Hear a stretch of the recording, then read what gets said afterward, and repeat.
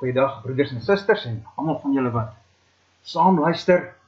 Nou ons fokus in ons studies in ons Nederlandse geloofsbelijdenis is op die oomblik op artikel 1 van ons Nederlandse geloofsbelijdenis. In artikel 1 gaan dit oor God. Ons leer meer oor God. Nou, hier is iets baie belangriks en ek sê dit oor en oor dat ons hier in artikel 1 fokus op God. 1 Korintiërs 8 vers 3 sê, kennis alleen maak hoogmoedig, dit maak verwaand.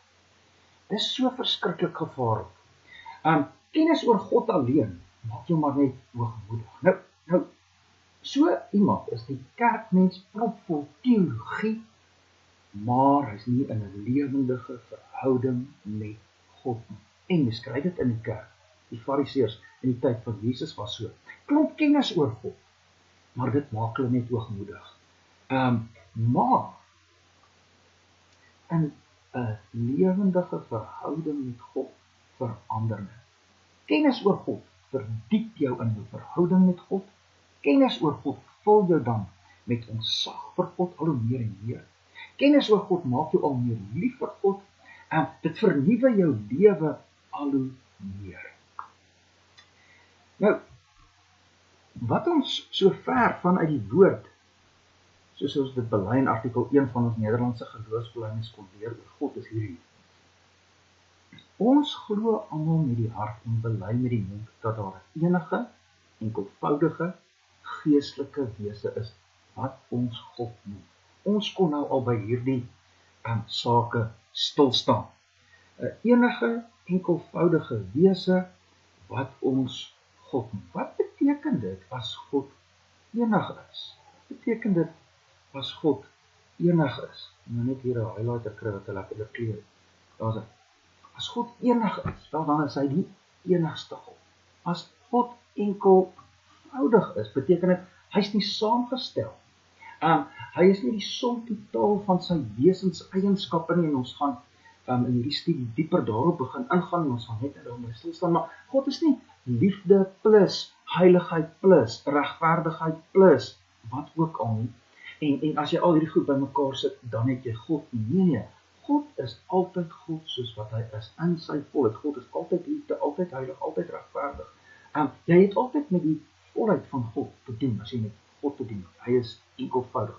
Hy is ook geestelik, dit sê, hy is gans anders as sy skepping, en dan kom ons nou ook al stilstaan by die enige, enkelvoudige geestelike wese wat ons God noem. Dus, hierdie enige God, die enigste God, die enkelvoudige God, die gees, God wat gees is, kan jy ook God noem. Hy het 'n naam, God, Jahwe, Vader.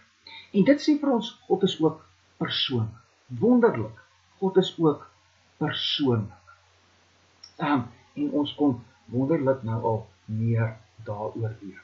Nou, wat is dit wat ons op die oomblik mee wil aangaan? Wat gaan ons volgende doen? Kom ons kyk, wat bely ons verder in artikel 1 vanuit die woord oor God. Hierdie God wat die enigste God is, enkelvoudige God is, geestelik is en wat persoonlik is ook ewig, onbegryplik, onsienlik, onveranderlik, oneindig, almagtig, volkome wys, regverdig, goed en die alleroorvloedigste fontein van alles wat goed is. Nou waaroor gaan dit hier? Nou Godvreesende teoloë noem hierdie God se wesensname of God se deugde. Nou as ons praat oor God se wesensname, dan gaan dit oor hoe God is. Kyk, God het ook eie name, soos God, of Jahwe, of Vader. Dis 'n eie naam. Maar God se wesensnaam, sy ewig, as hy ewig is. God is ewig, onbegryplik, onsienlik. Daardie name, daardie deugde sê vir ons hoe God is. Ek wil dit in so 'n bietjie meer detail insit. God se wesensname of deugde sê vir ons hoe die persoonlike God is, wat met jou in 'n persoonlike verhouding staan, hoe hy is. Waarby moet dit jou bring as jy meer leer oor God se deugde of God se wesensname of God se wesenseienskappe? Want dit moet jou bring by groter verwondering oor God. As jy meer leer oor wat dit beteken as God ewig is, onbegryplik is, onsienlik is. Moet jou net meer bring by verwondering oor God. Dit moet jou bring by 'n groter begeerte na God. Dit moet jou bring by 'n groter liefde vir God, meer vertroue op God, dieper aanbidding, wit warm aanbidding vir hierdie God, wie se wese jy al hoe meer en meer leer doen. Dit moet jou lewe regtig prakties raak. Nou, ons wil in hierdie week se studie stilstaan by, wat is dit as God ewig is, as sy wese ewig is, as hy die deug het van 'n ewige God. Kom ons staan 'n bietjie daarby stil. Nou is 3 goed wat ons moet raak sien. Die heel eerste ding is, God is, as hy ewig is, voor tyd. Hy is bo tyd. Dink nou as 'n mens dalk tyd in soos 'n boksie kan voorstel, of 'n boks kan voorstel, tyd perk my en jou in, en ons is binne in tyd. Ons het te doen met tyd. Tyd reël ons lewe. Dis nie so met God. God is voor tyd daar was, is God daar. God is bo tyd. Dis asof God, of dit is nie asof nie, dit is so. God sien verlede, hede en toekoms in een oogopslag raak. In een oogopslag sien God verlede, hede en toekoms raak. Dis vir hom een geheel. Dis nie vir hom soos dat ons verlede is gaan verby en later vergeet jy dit nie, en as jy in die hede met 'n klomp goed besig en jy weet daarvoor lê iets nie. Nee. Vir God is hier die hele storie van verlede, hede en toekoms in een oogopslag sigbaar. Die tweede ding van wat dit beteken as God ewig is dat hy ook tyd bepaal.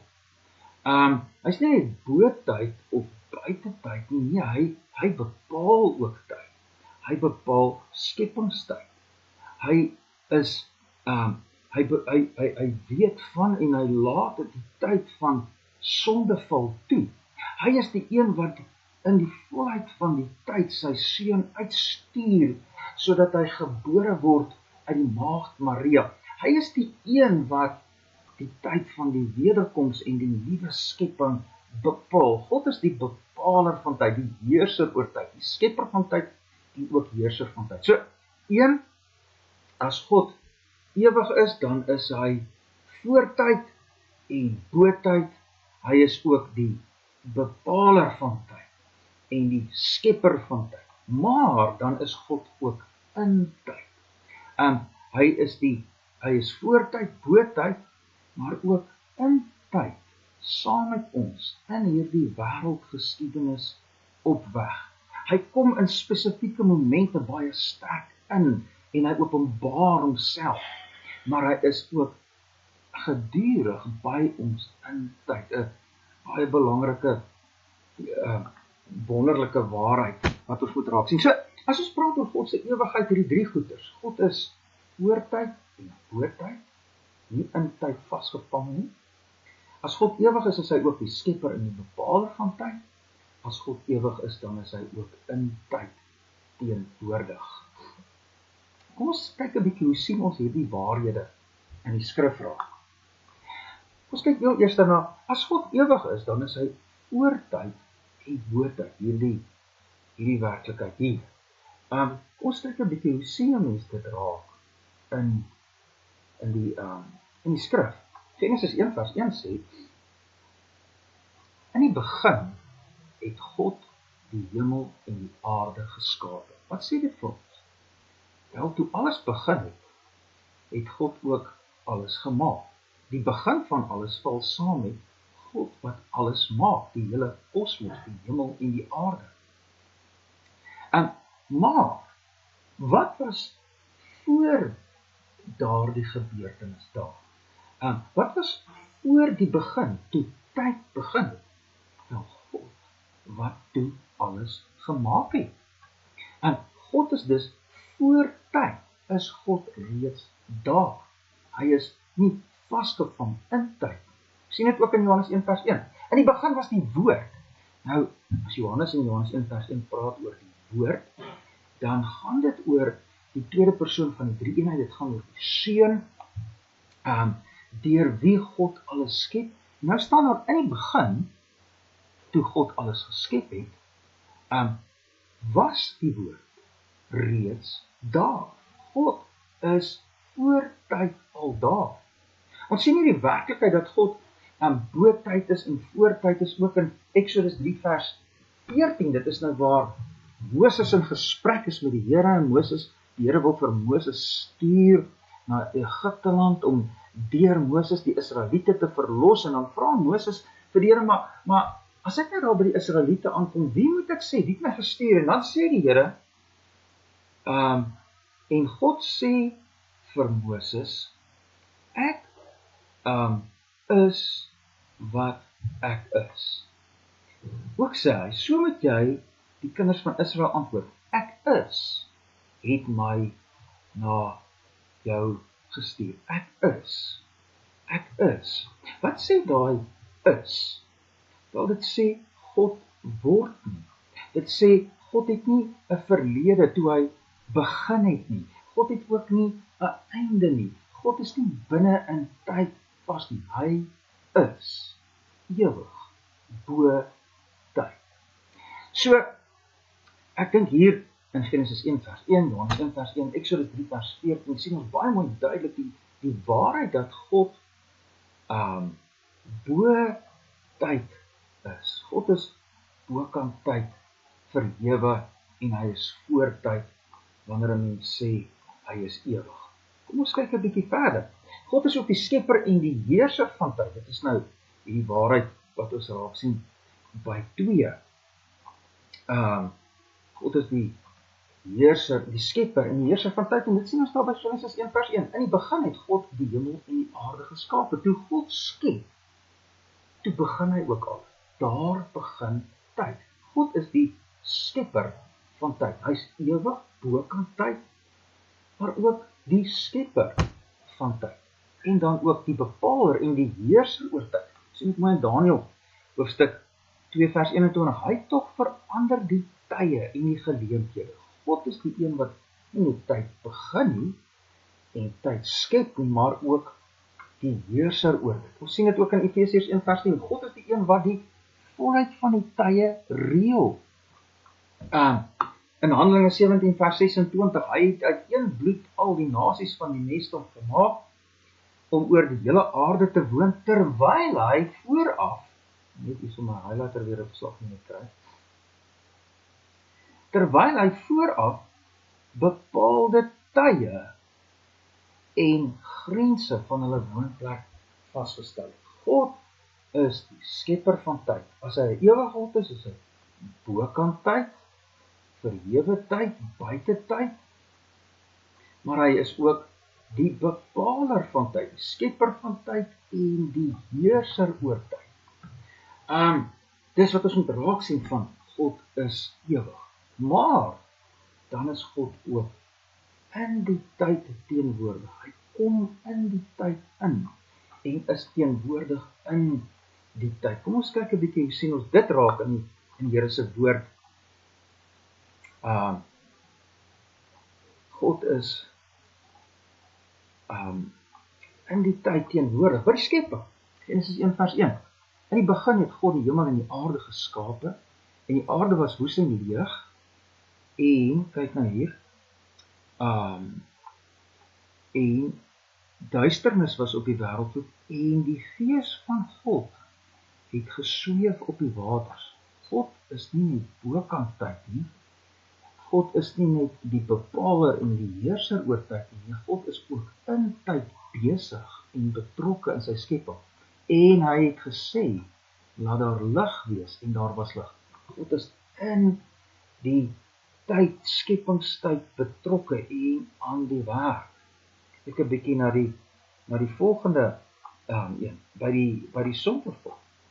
Genesis 3 vers 9, toe roep die Here God na die mens en sê vir hom, waar is jy? Met ander woorde, God is bokant tyd, ook die sondeval tyd. Hy is nie daarin vasgevang. Maar hy is ook die een wat in sy absolute heerskappy die bepaler is van die sondeval tyd En dan is hy daar betrokke in die sondevolke. Waar is jy, sy Vader? Hy is in die volheid van die tyd daar. Maar toe die volheid van die tyd gekom het, het God sy seun uitgestuur, gebore uit 'n vrou. Hy is die een wat deur sy Heilige Gees, deur die geskiedenis van die Nuwe Testament besig is om sy mense bymekaar te maak, die wêreld voor te berei vir wêreld voor te berei vir die koms van die finale koms van sy koninkryk. Deur die loop van die geskiedenis is die Here met sy Heilige Gees aan die werk, besig in hierdie wêreld. By die wederkoms is hy, kom breek hy in ons tyd in, en almal sal die seun van die mens aan die regterhand van die krag van God sien sit, en kom met die wolke van die hemel. So, baie belangrik, ons sien dit hier in die Here se woord raak. God is bokant tyd, voor tyd, hy is die bepaler van tyd, maar dan is hy ook in tyd, altyd daar, teenwoordig. Hy kom op spesifieke momente baie sterk na vore in die tyd, inbreek hy in. So, dis wat ons hier moet raak sien. God is, as hy ewig is, bo tyd, hy is bepaler van tyd, hy is in tyd. Nou is die vraag, wat sê dit vir my en jou prakties in ons lewe? Kom ons probeer 'n bietjie daarna kyk. Dink aan jouself, jou hede. God kom in die volheid van tyd deur sy seun in die wêreld in. Maar so wonderlik, hy kom ook in jou lewenstyd. Deur sy Gees kom werk hy wedergeboorte, bekering, geloof in Jesus Christus. God kom in my tyd in. Dan is ek in hierdie wêreld op weg na die toekoms toe, die wonderlike toekoms van die Here. Maar hierdie tyd van my lewe is vir God, my verlede, my hede en my toekoms vir God op een slag. Sigbaar, hy weet van alles op een slag. Kan hy alles sien, kan hy alles weet, want hy is ewig, bo tyd, kan hy weet wat in my lewe aan die gang is. Met ander woorde, ek het dalk 'n verlede vol pyn en vol hartseer. Soos wat ek op my lewenspad aanbeweeg, beweeg ek weg van hierdie verlede van my af. Dit word vir my dalk vaag. Word dit vaag vir God? Nee, nooit nie. God se ewigheid beteken ook, God gee altyd vir jou om, want God sien jou pyn elke dag, as ons dit nou so van sy lewe kan sê, sien hy dit raak. Jy beweeg weg daarvan af. Dit raak jou al verder weg in die verlede. Nie vir God nie. Dis hoekom Psalm 56 vers 9 kan sê, U het my omswervinge getel, U hou my trane in 'n kruik. Is dit nie in U boek nie? Dis omdat God ewig is, dat hy jou verlede vol pyn ken, altyd ken, deeglik ken, en hy gee vir jou om. Maar ook jou toekoms. Ons wonder baie keer, wat lê vir my voor in die toekoms? En baie maal is dit vir ons 'n reuse verrassing en dalk 'n skok. Is dit vir God? Nee, nooit nie. Want God sien jou toekoms. God bepaal jou toekoms en God is daar binne in jou toekoms alreeds. Ons kan sê, God wag vir jou daar waar jou toekoms vir jou 'n vreeslike verrassing is, en dan sê hy, moenie vrees nie, ek is hier, want ek is 'n ewige God. Nie net bo tyd nie, ek sien nie net wat in jou toekoms nog gebeur nie, nee, ek is ook in jou toekoms daar vir jou. Wonderlik. Nou dit alles moet ons net bring by aanbidding van hierdie God. Dit moet ons bring by groter vertroue op hierdie God, by begeerte na hierdie God, by liefde na hierdie God. Kom ons sluit af met hierdie een. Hy laat dit weer afskakel. Prediker 3 vers 11 sê, dat God ons geskep het, met ewigheid in ons harte. Die mens is 'n wese wat 'n smagting het na ewigheid. Kyk, dit is nie verkeerd om 'n smagting te hê na dit wat hier in die skepping is nie, want God het die skepping vir ons goed gemaak en jy kan dit geniet. Maar die skepping se doel was nooit gewees om vir jou daardie ultimate vervulling te gee nie. God, die ewige God, is jou ultimate vervulling. God het ons geskep met ewigheid in ons hart, sê Prediker 3 vers 1. Wat gebeur in die sondeval? Ons draai ons rug op God en ons probeer ons lewens volmaak. Ons probeer daardie versmagting na ewigheid volmaak met tydelike dinge. Baie keer nie eers slegte dinge nie. Maar ons probeer dit volmaak met tydelike dinge. Werk dit? Nee. Altyd is ek leeg. Altyd bly ek teleurgestel.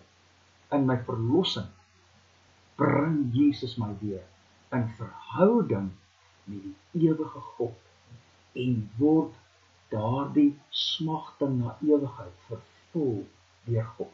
Ek word 'n mens wat weer al meer en meer vervuld kan lewe. Is dit nie wonderlik nie om in verhouding met so 'n God te staan? Dit moet ons bring by verwondering, aanbidding en 'n lewe waarin ons al meer God begeer. Nou, dit is wat ons vir hierdie week en hierdie studie van ons Nederlandse geloofsbelijdenis kom behandel. God is ewig. Julle moet goed gaan in die res van julle week.